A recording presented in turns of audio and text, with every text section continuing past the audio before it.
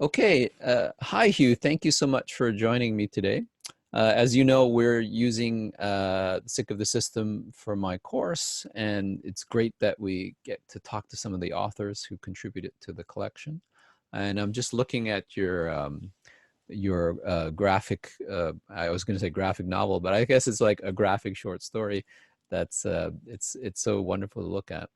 So the first question is, so why did you and your co-author do this? What was the reason? What was the impetus?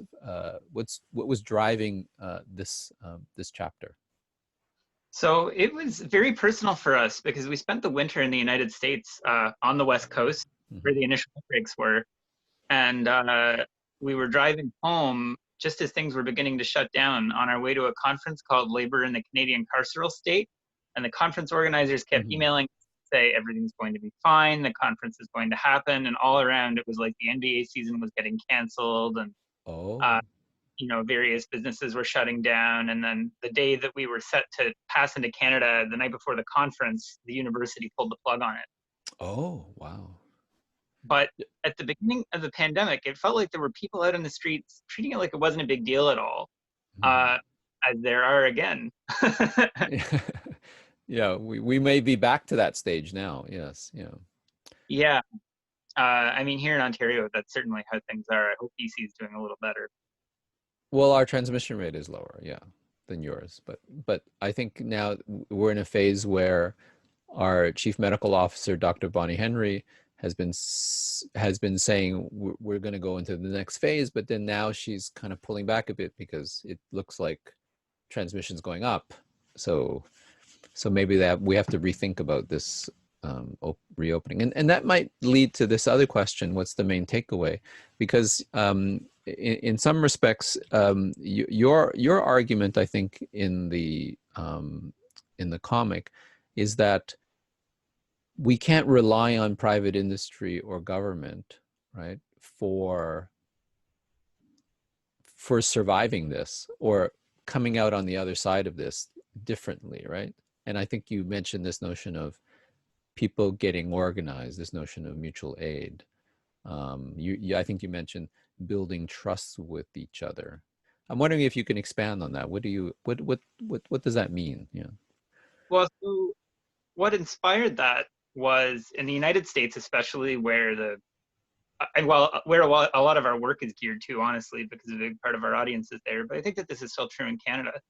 Uh, there's a growing movement of what's called mutual aid disaster relief, which is Hmm. expressed in different ways in different places, like in New York Hmm. after Hurricane Sandy, or continuously in New Orleans since Hurricane Katrina, or with California with the wildfires. It's expressed itself in different ways at different times, but there's kind of a common current of, in the United States especially, the government is so dysfunctional that it can't be relied upon Mm, to take care of its own citizens in the aftermath sure. of natural disasters. And so people are more, it's always tough to get people engaged in doing politics. And in part, I think people associate politics with like yelling at each other, right? Or Mm, just having opinions and not necessarily doing anything useful, which is definitely like an attitude to fight against in general. But I think that in moments of general danger or disaster, people are willing to pull together.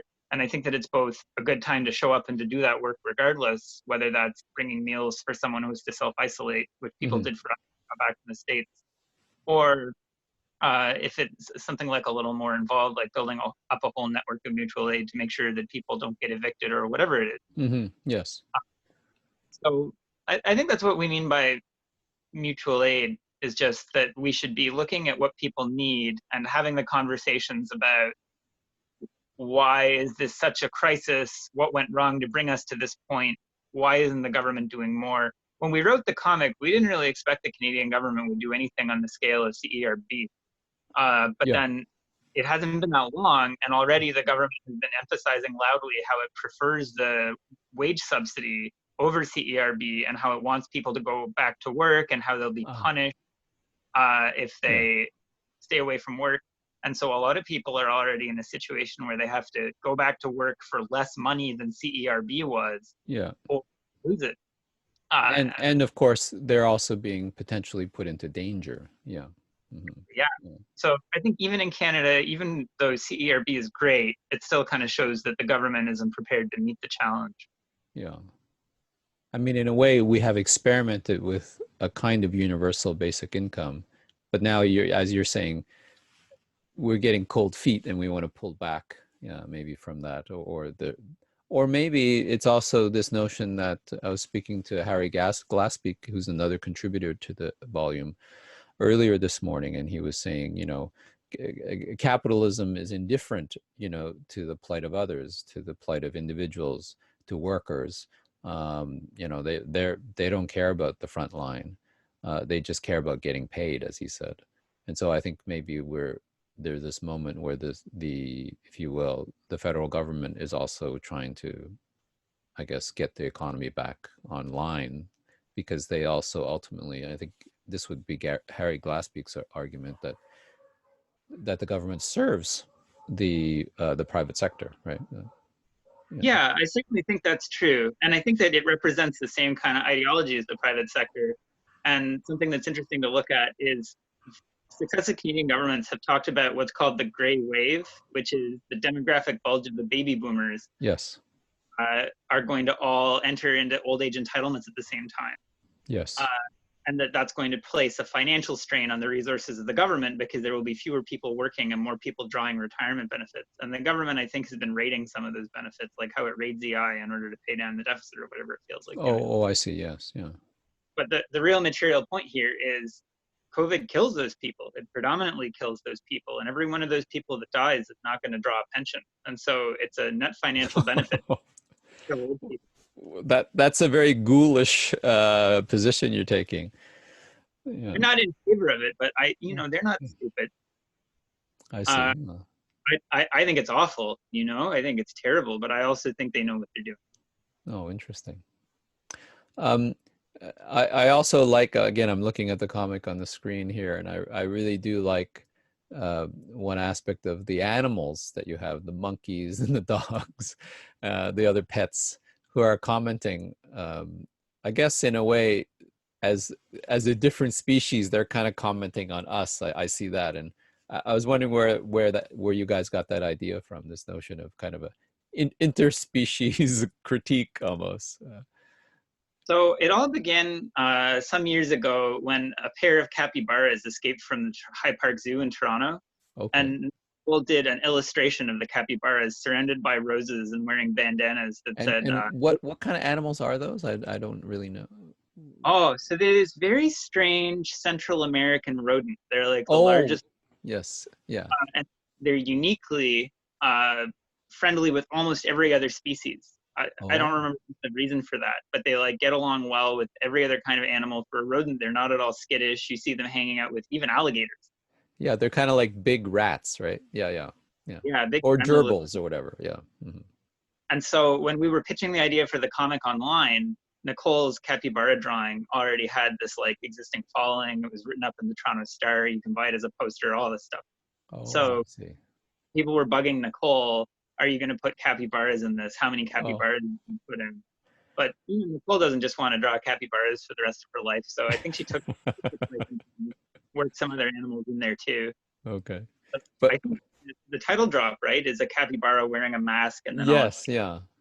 No, I think it's especially effective because it's the suggestion that we see ourselves at the top of the animal kingdom, right? And here we see these other lesser animals commenting on the folly of humans. So I thought that was interesting.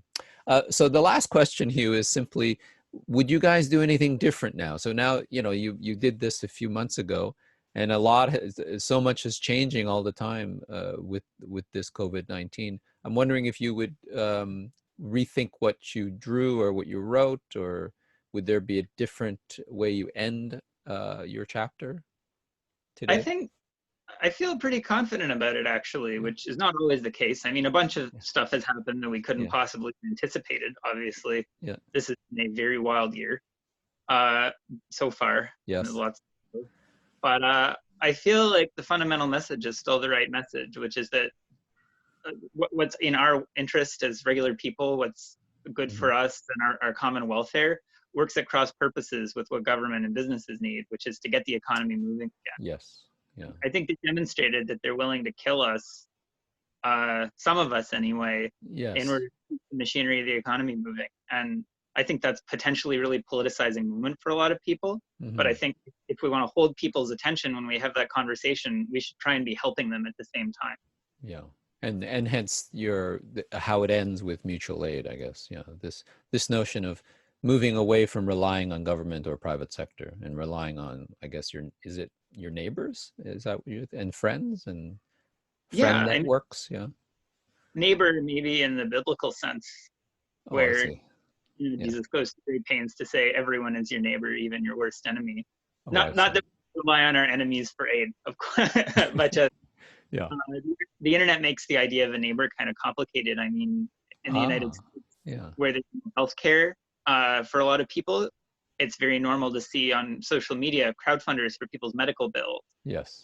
Money comes in from all over the country to support people's transitions, to Yes. help them if they get sick, buy insulin, Hmm. get out of abusive relationships by Hmm. moving to a new apartment. And so I think who your neighbors are isn't always a totally geographic thing. Yeah. But I still think that's like a sensible way to organize in your neighborhood, Yeah. because be physically present and accomplish things. Although right now, it's actually not that helpful to be physically present with other people. Yeah. But I do see the hope at the end of the chapter where you're basically the images are saying, get organized, right? People should get organized and start to rely on each other, which is a very hopeful message. Yeah. Okay. Yeah. Go ahead. Sorry. No, you get the last word. Thank you. Go ahead. Oh, thank you. Well, I was just going to say, I think a lot of the time left-wing politics are critical discipline, and I'm a practitioner of that, and I feel really strongly that it's a good thing. But I think it's also important to offer a way forward. And Hmm. I think we should remember that we have these politics in the first place, and we're critical of these systems of oppression in the first place out of a deep human love for one another, in a sense that Mhm. we live in a very cruel society where we could do a much better job of taking care of each other, and that we should foreground that care in our work. Mhm. Great. Thank you so much, Hugh, for doing this. It really is great to put a face to the images and a face to the words. So it really does help illustrate or clarify some of these ideas. Thanks for having me on. Okay. Thanks so much, Hugh. Just gonna stop the recording.